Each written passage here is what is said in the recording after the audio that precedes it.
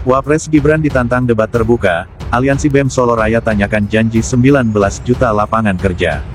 Aliansi BEM Solo Raya berencana mengirim surat resmi ke Istana Presiden di Jakarta dalam waktu dekat. Surat tersebut akan ditujukan langsung kepada Wakil Presiden Gibran Rakabuming Raka sebagai undangan debat terbuka untuk mempertanyakan realisasi janji 19 juta lapangan pekerjaan yang disampaikan saat kampanye pemilu 2024 lalu. Koordinator Aliansi BEM Solo Raya, Ridwan Nur Hidayat, menyampaikan hal itu usai menggelar aksi demonstrasi di Bundaran Tugu Kartasura, Kabupaten Sukoharjo, pada Senin, tanggal 20 Oktober tahun 2025. Setelah ini kita mau bikin diskusi itu. Kita ingin sesuai prosedur, kita akan mengirim surat ke Jakarta sana menantang debat Gibran, mempertanyakan terkait dengan janjinya 19 juta lapangan pekerjaan. Itu akan dilangsungkan kapan? Untuk pembahasannya tetap akan diadakan di bulan ini, karena momentum 1 tahun periode Prabowo Gibran kan di tahun ini. Apalagi kita melihat wapres kita Gibran itu berasal dari Solo, yang perlu menjadi tanggung jawab moral kita sebagai masyarakat atau mahasiswa Solo Raya ingin mempertanyakan dengan jelas janji-janjinya yang dari kampanye kemarin dijanjikan, seperti itu. Jika agenda hilirisasi, pemerataan pembangunan, transisi menuju energi hijau, ekonomi kreatif, UMKM bisa kita kawal, insya Allah akan terbuka 19 juta lapangan pekerjaan untuk generasi muda dan kaum perempuan. 5 juta diantaranya adalah green jobs. Green jobs ini adalah peluang kerja di bidang kelestarian lingkungan. Green jobs ini adalah tren peluang kerja masa kini dan masa depan. Dasar goblok, gak usah janji bikin 19 juta lapangan kerja, lu aja kerja dicariin bapak lu, goblok! Untuk generasi muda. Setelah ini kita mau bikin diskusi itu. Kita ingin sesuai prosedur, kita akan mengirim surat ke Jakarta sana menantang debat Gibran, mempertanyakan terkait dengan janjinya 19 juta lapangan pekerjaan. Nah, ini keren nih, mahasiswa Aliansi BEM Solo Raya. Mereka mau ngajakin Gibran debat soal 19 juta lapangan kerja. Kira-kira gimana tanggapan Mas Wapres? Harusnya berani lah ya menghadapi mahasiswa. Masa beraninya cuma datangi anak SD dan SMP doang? Apalagi dari hasil survei Poltreking, 71% masyarakat Indonesia katanya puas dengan kinerja Gibran.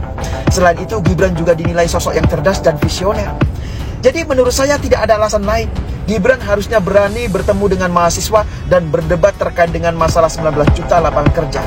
Nah, gimana kalau menurut kalian? Setuju juga? Padahal rakyat udah percaya janji kampanye yang waktu itu semangat banget ngomong soal 19 juta lapangan kerja di dalam negeri.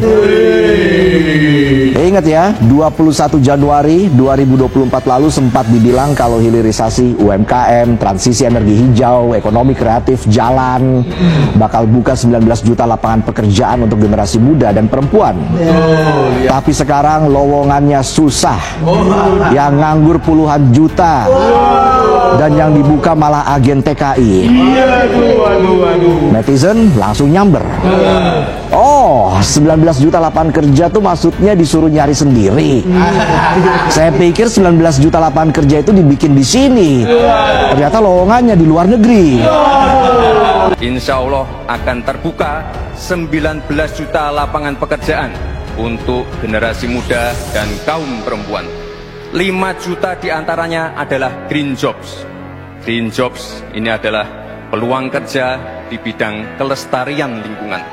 Green jobs ini adalah tren peluang kerja masa kini dan masa depan. Untuk mendorong kesejahteraan petani, akan kita dorong terus ketersediaan pupuk dan bibit yang mudah dan murah. Untuk menjaga stabilitas harga pangan, akan kita optimalkan peran dari TPID, ID Food, Bulog, dan Badan Pangan. Untuk meningkatkan produktivitas para petani, akan kita dorong terus mekanisasi.